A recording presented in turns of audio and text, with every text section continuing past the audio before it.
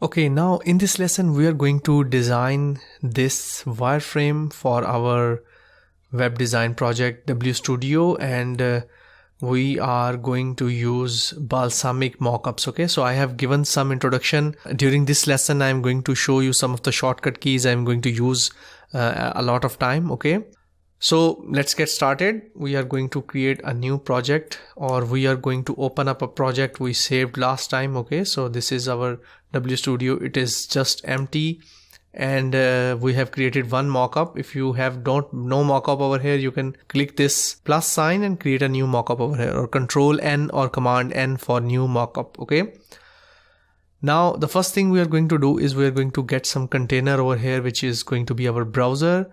So our browser window, let's make it a bit wider, maybe at least 900 pixels, or maybe a bit more than 900. Okay, like that. Also we are going to expand it a bit more, maybe 1500 or something like this over here.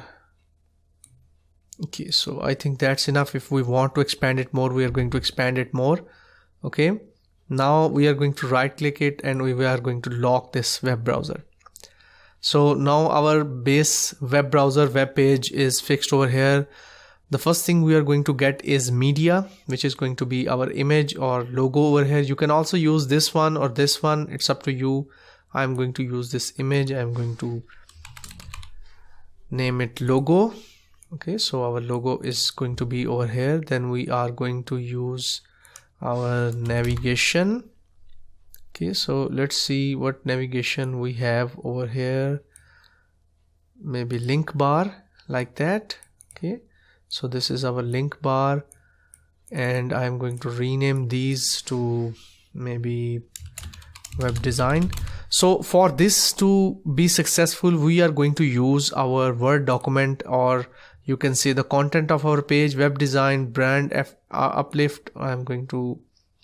We renamed it in the original design. So this is tour, who we are, or here we had, I think, cases, case studies, contact, and get a quote. Okay, so we are going to place these 4 links over here. So let's copy them from here. Okay, so where is my Word document? Copy them from here, and I'm going to paste it over here.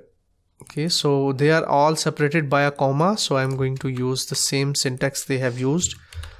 So just put a comma over here, like that, and our navigation is done. Okay, there is one more button over here, which is get quote. Okay, so I'm going to click over here, button. Okay, so I'm going to drag a button over here, double click, and we are going to get a quote. Okay, so we have our button over here, and we have our logo and everything set up.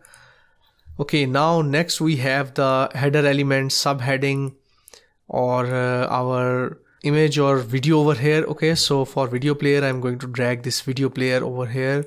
So let's move this video player over here like this. Don't worry about the design or the final design. This is just a wireframe. Just place the elements that are going to be there, so our client sees and judges that this element is not missing over here. Okay, so I'm going to get a play icon over here. Okay, so let's move it like this. Okay, now for the headline, we are going to go back to our Word document, copy this, and our text. Where is our text? Here we have some text, or where is headline? Subtitle, a big title. Okay, so we are going to drag this big title, paste this over here, and we are going to drag it like this.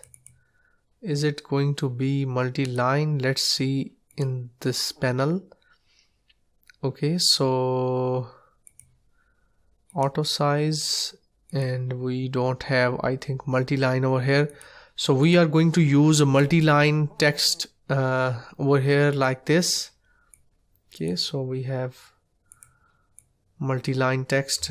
Let's remove it, something like this. We are going to increase the size to 40, which was our headline size. Let's place something like this. Okay, so we have our headline over here. Now for the subheading, subtitle, we are going to use this. Let's see what is our subtitle, subheadline, or our first paragraph. Okay, so I'm going to use it like this.